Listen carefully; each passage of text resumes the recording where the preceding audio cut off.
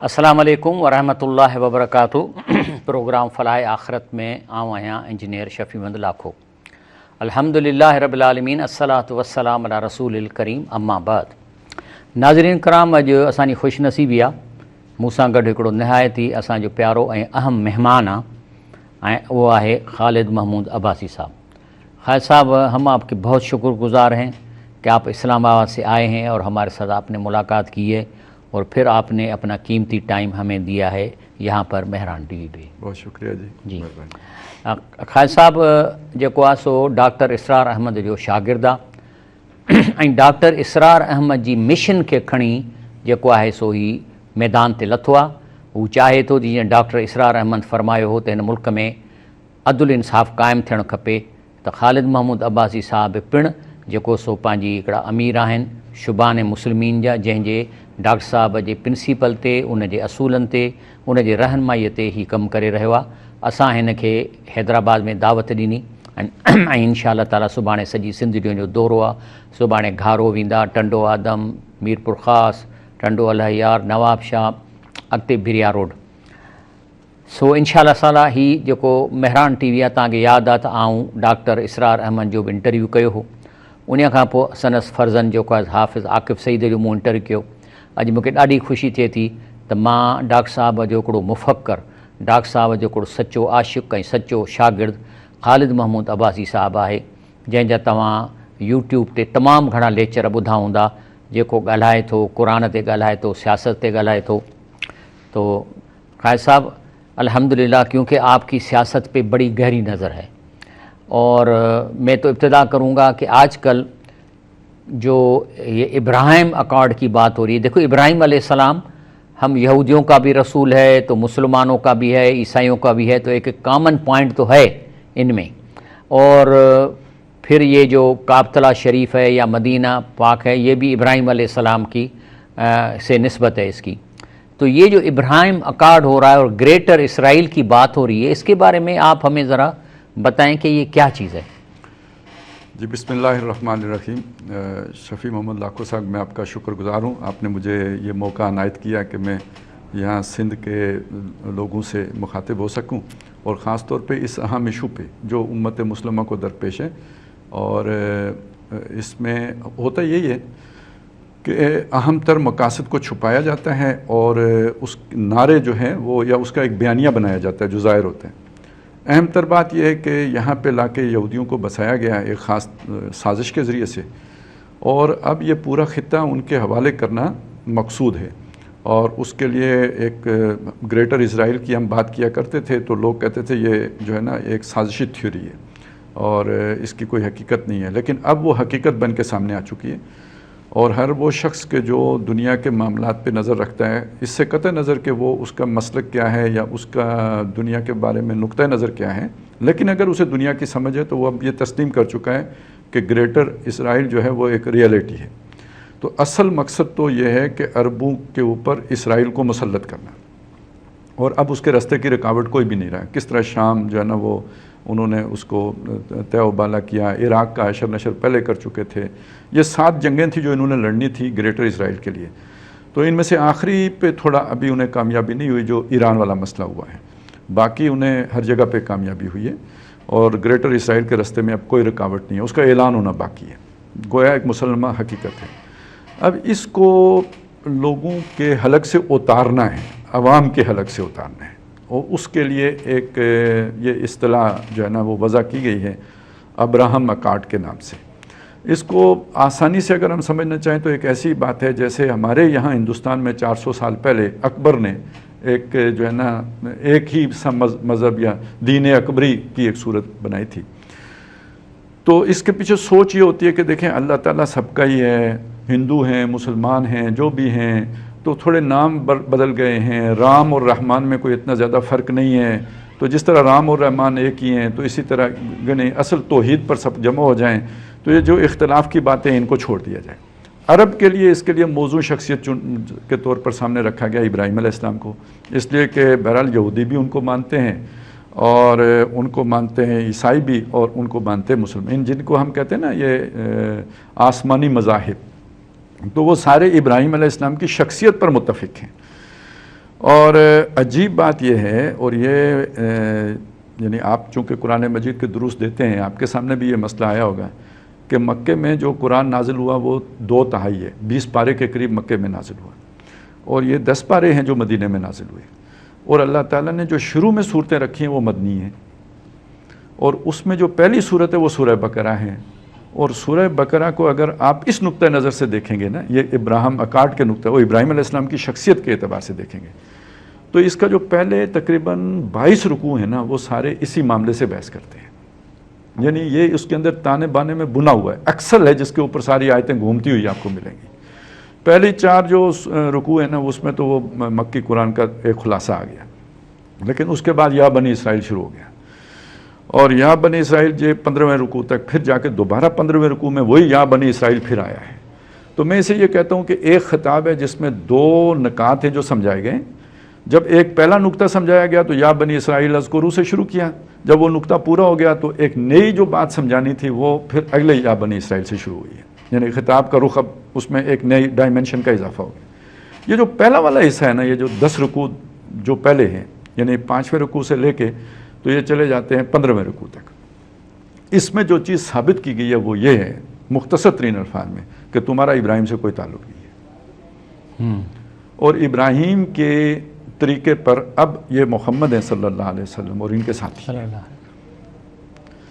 تو جب آپ یہ بات تسلیم کر لیں گے نا کہ یہ بھی یہودی طریقے پر ہیں، تو آپ قرآن کے اس 10 رکوعوں کا نہیں انکار کر دیں گے، قرآن کے پورا جو اس کا تھیم ہے اس کا انکار کر دیں گے۔ اب اس سارے تھیم کو آپ سامنے رکھیں تو وہ کیا ہے؟ تھیم یہ ہے کہ جناب ابراہیم مرکزی شخصیت ہے، کوئی شک نہیں ہے جس میں انا جعلنا کا وہ جو ہے نا اذ ابتلی ابراہیم ربہ، جب اس کے رب نے ابراہیم کو آزمایا وہ پورا اترا، قالا انی جاعلک للناس اماما، ادھر ہی ابراہیم علیہ السلام نے کہا من ذریتی، کہا لا ینال عہد الظالمین۔ اب یہ ثابت کیا، چارج شیٹ کیا کہ تم ظالم ہو، یہ 15 رکوع وہ ہیں جو یہ بتا رہے ہیں تم ظالم ہو، یہ کیا یہ کیا یہ کیا یہ کیا، تم ظالم ہو۔ اچھا، جب آپ سورہ آل عمران، وہ ظالم کو یہودیوں کو کہہ رہا ہے، یہودی تم ظالم ہو، تو جب ظالم ہو تو تمہارا ابراہیم سے کوئی تعلق ہی نہیں، اس امامت میں تمہارا کوئی حصہ ہی نہیں رہا۔ اگلی جو صورت ہے سورہ آل عمران ہے، اس میں خطاب سارا نصارہ سے ہے، اور اس میں پھر ابراہیم علیہ السلام کی شخصیت کو مرکزی مانا گیا ہے، اور مان کے عیسائیوں کو بتایا گیا ہے تمہارا ابراہیم سے کوئی تعلق نہیں۔ اور بہت ہی دلچسپ کنکلوژن ہے، ما کان ابراہیم و یہودیم ولا نصرانی، سبحان اللہ، ابراہیم نہ یہودی تھے نہ نصرانی تھے، ولیکن حنیفاً مسلمن۔ ٹھیک ہے، اب کون ہے مسلم؟ اچھا، اب آپ آئیں نا واپس سورہ بقرہ کی طرف، آپ حیران ہو جائیں گے کہ کیسے اس مضمون کو اللہ تعالیٰ نے اٹھایا ہے۔ پہلی بات یہ کہ ابراہیم مسلم، یہ ثابت ہو گیا، اذ قال لہ ربہ اسلم قال اسلمت لرب العالمین۔ ٹھیک ہے، آگے چلیں، ام کنتم شہداء اذ حضر یعقوب الموت اذ قال لبنیہ ما تعبدون من بعدی، جب اس نے اپنے بیٹوں سے کہا میرے بعد کس کی عبادت کرو گے، انہوں نے کہا جی الہ کا و الہ آبائک ابراہیم و اسماعیل و اسحاق الہ واحد ونحن لہ مسلمون۔ ٹھیک ہے، اس سے پیچھے آ چکا ہے وَوَصَّى بِهَا ابراہیم و بنیہ و یعقوب، اسی اسلام کی وصیت ابراہیم نے بھی بیٹوں کو کی تھی اور یعقوب نے بھی کی، یہ ہے اسلام۔ اچھا، پھر آگے جا کے کونوا آمنا باللہ وما انزل الینا وما انزل الی ابراہیم و اسماعیل و اسحاق و یعقوب والاسباط وما اوتی موسیٰ و عیسیٰ وما اوتی النبیون من ربہم لا نفرق بین احد من ربہم، اور آخر میں کیا ہے؟ مسلمون، وَنَحْنُ لَهُ مسلمون۔ اب اگر آپ عیسائیوں کے حوالے سے دیکھیں تو عیسائی تو یہودیوں نے تو مانا ہی نہیں عیسیٰ علیہ السلام کو، وہ حواری جو تھے وہ دھوبی تھے یا وہ تھے عام عوام میں سے تھے، انہوں نے کہا عیسیٰ علیہ السلام کو، جب انہوں نے کہا کونوا انصار اللہ، اللہ کے مددگار بنو، قالوا آمنا، انہوں نے کہا ہم ایمان لے آئے، فاشہد بأننا مسلمون۔ تو ابراہیم خود کیا تھا؟ مسلم۔ یہ سارے دونوں لڑیاں، عیسائی اور اصلی نام کیا تھا؟ مسلم۔ ٹھیک ہے، اور وہ بن گئے یہودی اور وہ بن گئے نصرانی۔ کدھر سے بنے ہو؟ کدھر سے بنے؟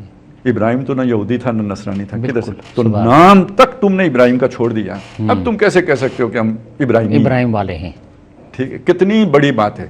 اب آپ سوچئے ایک بات کو، ایک مسلمان، میں یا آپ یا کوئی عرب ہو، محمد بن سلمان یا کوئی بھی، وہ جب یہ مان لے کہ یہودی ابراہیمی ہیں اور نصرانی ابراہیمی ہیں، اس سارے قرآن کا کیا کریں گے؟ इस सारे मुकदमे को किधर उठा के रख दिया किधर उसने। ले जाएंगे। तो ये तो सिर्फ मैंने आपको नाम की बात बताई है।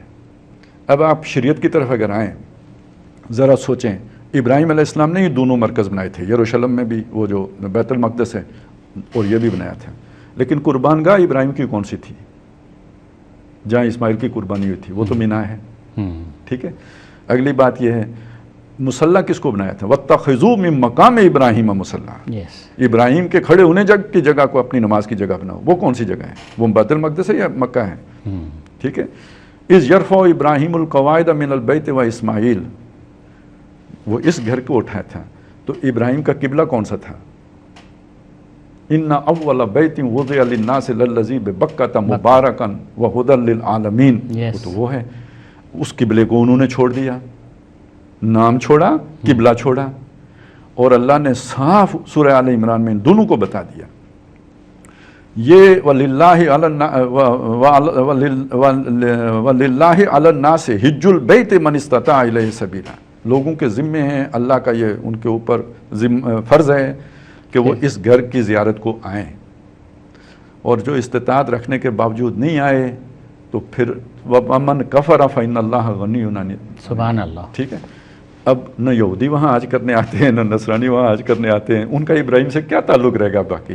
उसको कुर्बानगाह नहीं मानते, उसको किबला नहीं मानते, उधर हज करने नहीं आते। अब मैं या आप या कोई मुसलमान ये कहे कि इनका इब्राहीम से ताल्लुक़ है, तो कोई ताल्लुक़ है उनका इब्राहीम? कोई नहीं बनता। इसको कुरान ने कंक्लूड कर दिया हमेशा के लिए, इन्ना औलन नास बे इब्राहीम लल्लज़ीना तबाऊहु व हाज़न नबिय्यु वल्लज़ीना आमनु। सुभान अल्लाह। कि इब्राहीम के करीब तरीन तो सिर्फ वो लोग हैं जो उस पर ईमान लाए, उनकी इत्तबा की, पैरवी की, उसके तरीके पर चले। और वो कौन है? वो ये नबी हैं सल्लल्लाहु अलैहि वसल्लम, ये इब्राहीम ही के तरीके की तजदीद करने आए, और तुम दोनों मुनारिफ हो। ये पूरा मुकदमा उड़ जाता है जब आप इब्राहिम अकार्ड को तस्लीम कर लेते हैं। बिल्कुल सही है।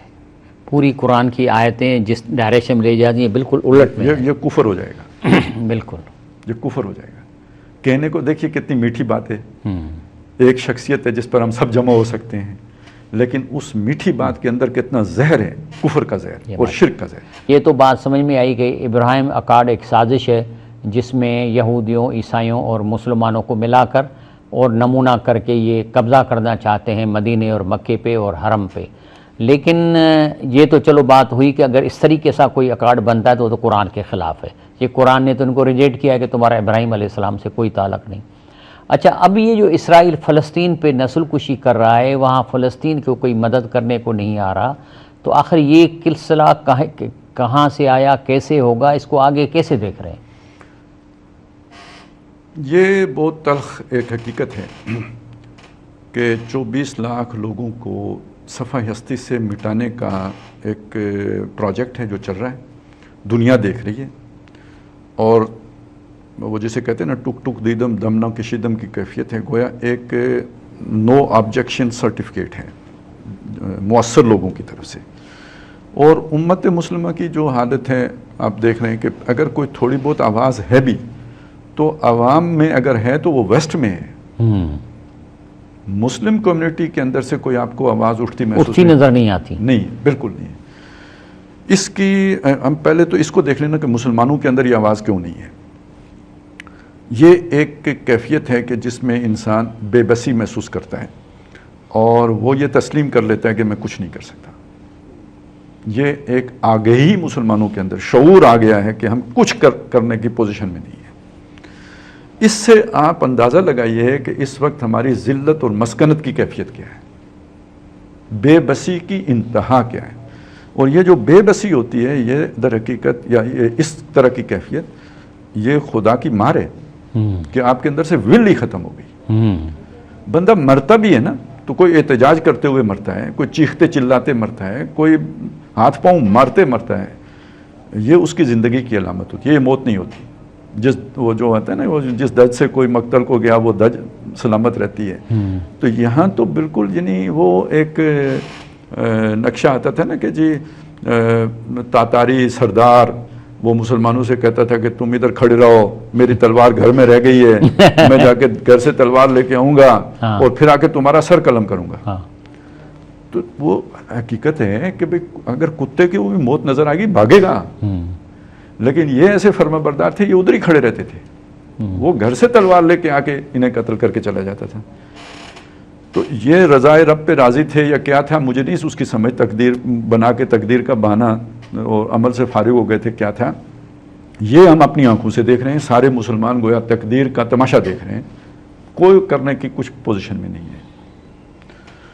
تو اس کو آپ تو لینا خدا کی ناراضگی پر، یعنی ہم مسلمانوں سے اللہ اس درجے میں ناراض ہو چکا ہوا ہے، جو اس کی ایک علامت ہے.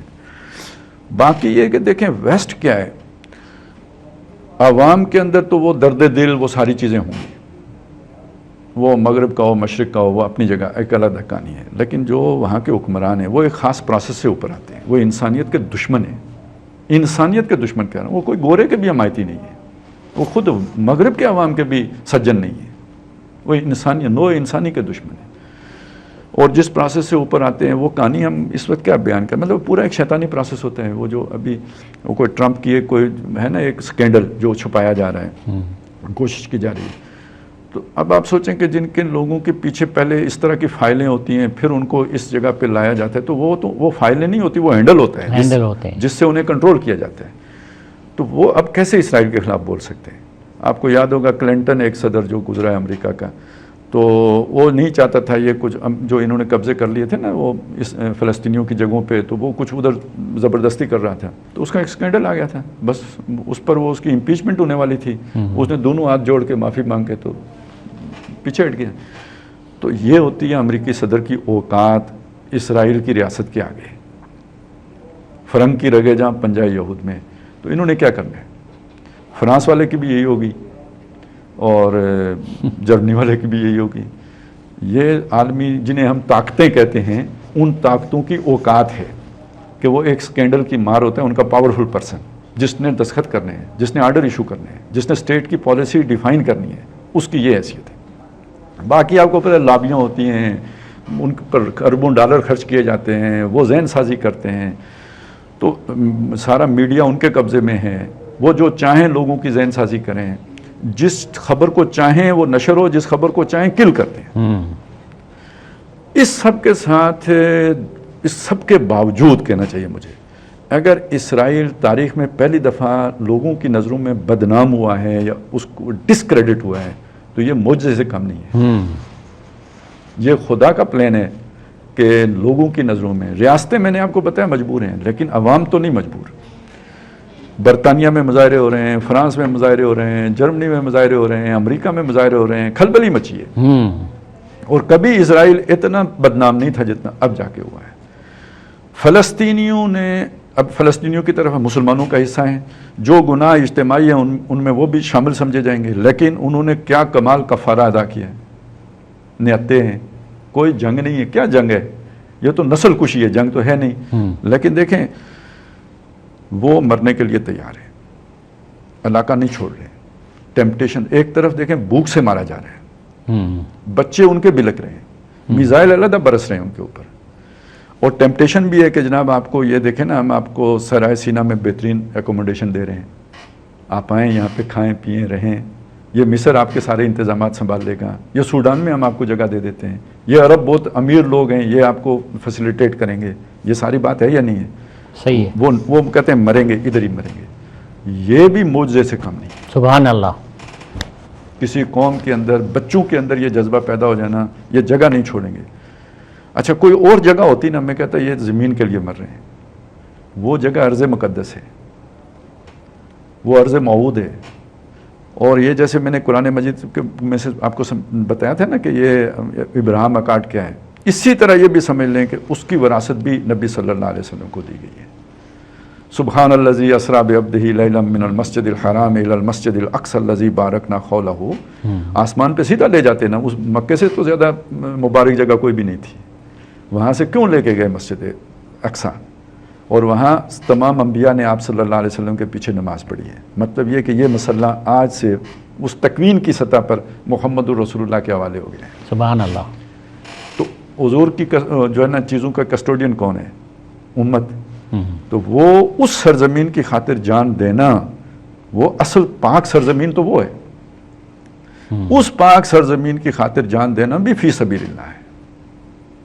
تو فلسطینی تو اپنے خون سے کفارہ ادا کر رہے ہیں اور پوری امت مسلمہ کی طرف سے گویا کفارہ ادا کر رہے ہیں، اور ان کے صدقے سے ہو سکتا ہے کہ مسلمانوں کے دن بھی پھریں، اگرچہ کہ ابھی آگے بہت اس سے زیادہ شدید حالات آنے، پورے عرب پر آنے ہیں۔ جو فلسطینیوں کی حالت ہے یہ پورے عرب کی حالت بننی ہے، لیکن یہ کہ بہرحال اسی سے پھر وہ ایک عزم نو بھی ہوگا انشاءاللہ، اور ایک نئی امید بھی وہیں سے ہے۔ اس کی بھی خبریں، جیسے یہ خبریں ہیں کہ بھئی یہ تباہی آنی ہے، حدیثوں میں یہ خبریں دی گئی ہیں، ایسے یہ بھی خبریں ہیں کہ یہیں سے وہ لیڈرشپ ابھرے گی، اسی عرب کے اندر سے ابھرے گی، یہی لوگ پھر جمع ہوں گے، اور ایک وقت آئے گا کہ یہ سرزمین یہودیوں سے پاک ہو جائے گی، سبحان اللہ، کوئی ایک بھی متنفذ یہودی باقی نہیں بچے گا۔ سبحان اللہ۔ تو یہ جو عرب کے شہزادے ہیں، اتنی لگزوریس لائف رہ رہے ہیں، ان کا تو اس کام سے جیسے کوئی واسطہ ہی نہیں ہے۔ ہاں اصل دیکھیں، چلیں اب یہ تو سچ سامنے آ جانے چاہیے۔ ایک تو یعنی ایک حصہ تو وہ ہے جو بہت قابل ستائش ہے، یعنی وہ کہ عرب کے میں جو مذہب ہے، دین نہیں کہہ رہا ہوں میں، مذہب، جو مذہب کی خدمت کی ہے، قرآن مجید چھاپے ہیں، وہ بدعات کا رد کیا ہے، ٹھیک ہے، بالکل زبردست، ٹھیک ہے، اور مسجدیں بنائی ہیں، ساری دنیا میں بنائی ہیں، اور خدمت کے کام بہت کیے ہیں۔ یہ اس پہلو سے تو ان کی ستائش ہونی چاہیے، یہ جو سعود یا آل سعود یا ان کے زیر اثر باقی عرب بھی ہیں، ان کی دین کے پہلو کے اعتبار سے اور ملت کے پہلو کے اعتبار سے یہ پچھلے کہہ لیں جی 100 سال میں کہہ لیں یا 125 سال میں کہہ لیں، انہوں نے یہ امت کے لیے خاص طور پر یہ جو حکمران ہیں انہوں نے غداری کا کردار ادا کیا ہے۔ سب سے پہلے ترکوں کے خلاف بغاوت کی انگریزوں کے اکسانے پر، اور اسی خانہ کعبہ میں ترک سپاہیوں کو ذبح کیا گیا۔ اس کے بعد پھر آپ دیکھیں استنبول میں وہ سربراہی کانفرنس کا آغاز ہوا، رباط تک پہنچا، اس کے بعد بھی ہوتی رہی، پاکستان میں بھی جو ہوئی ہیں۔ اس میں ہمیشہ جو بھی ویسٹ کے انٹرسٹ تھے نا، اور جو ان کے خطرات تھے، اس کا دفاع یا اس کو سیف گارڈ کرنے کا کام یہ عرب حکمرانوں نے کیا۔ ان میں ایک شاہ فیصل کوئی تھوڑا سا رستے سے ہٹ کے چلنے کی کوشش کی تو سگے بھتیجے نے ماتھے میں گولی ماری ہے۔ اس سے آپ اس نفوذ کا اندازہ لگائیں جو اس خاندان کے اندر ویسٹ کا ہے۔ باقی ابھی پچھلے دنوں ایک سکینڈل آیا ہے امارات کا، پتہ نہیں آپ کے علم میں آیا ہے نہیں، اسرائیلی جو سفیر ہے، اب ان کے سفارتی تعلقات بھی ہو گئے نا، تو وہ اسرائیلی سفیر کا کسی شہزادی کے ساتھ، اب وہ یا تو کسی وزیر کی بیوی ہے یا کوئی شہزادی ہے، اس کے ساتھ اس کا کوئی سکینڈل آیا ہے، تو وہ جیسے عزیز مصر کا نہیں تھا جو، تو وہ اب ریورس آرڈر میں ہمیں بھگتنا پڑ رہا ہے۔ تو یہ اس درجے کے ان کے تعلقات اب اسرائیل کے ساتھ بن چکے ہوئے ہیں، اور وہ اس کے لیے اصل میں ہمارے لیے ابراہم اکارڈ ہے، آپس میں کزن، وی آر کزنز، وہ اسماعیل اور اسحاق دونوں بھائی ہیں، تو ہم اسماعیل کی اولاد ہیں، تم اسحاق کی اولاد ہو، تو ہم کزنز ہیں۔ حالانکہ یہ ایک اور دھوکہ ہے بہت بڑا، اس لیے دھوکہ ہے کہ یہ جو اس وقت اسرائیلی بنے ہوئے ہیں یہ 13th ٹرائب ہے، اشکنازی یہودی ہیں، خزاریان جن کو کہتے ہیں، ان کا ابراہیم سے کوئی تعلق ہی نہیں ہے سرے سے، یہ ابراہیم کی نسل سے ہیں ہی نہیں، اسحاق علیہ السلام کی نسل سے نہیں، یعقوب علیہ السلام کی نسل سے نہیں، یہ تو ادھر جا کے حضرت نوح علیہ السلام کے ساتھ ہمارے ساتھ ملتے ہیں، اس سے یعنی حضرت جو تھے یافس ان کی نسل سے ہیں یہ۔ خالد صاحب اب یہ آتا ہے نا کہ اللہ تعالیٰ کوئی مرض یا بیماری تو پیدا کرتا ہے لیکن اس سے پہلے اس کا علاج بھی پیدا کر دیتا ہے، جی جی بالکل، ایسے میرا خیال ہے کہ نہیں ہوا کہ پہلے بیماری پھر علاج ڈھونڈے، علاج اویلیبل ہوتا ہے، جڑی بوٹیوں میں ہوتا ہے، ڈھونڈنی ہوتی ہیں۔ تو پاکستان جب بنا تھا تو یہ اسرائیل سے کچھ 8-9 مہینہ پہلے بنا ہے، تو اس کا مطلب یہ ہے کہ پاکستان کو آگے اسلام کا قلعہ بننا ہے اور اس اسرائیل کے کینسر کا علاج پاکستان ہے۔ لیکن جہاں تک پاکستان میں اب ہم نظر ڈالتے ہیں کہ وہ جو چیز جس کے لیے امید لگا کے ملک بنایا گیا تھا کہیں دور تک نظر نہیں آ رہی، اس کا آخر کیا ہوگا؟ جی اس سوال کے جواب میں کچھ غلط فہمی پیدا ہو سکتی ہے، میں اس لیے پہلے اس کی وضاحت کرنا چاہتا ہوں۔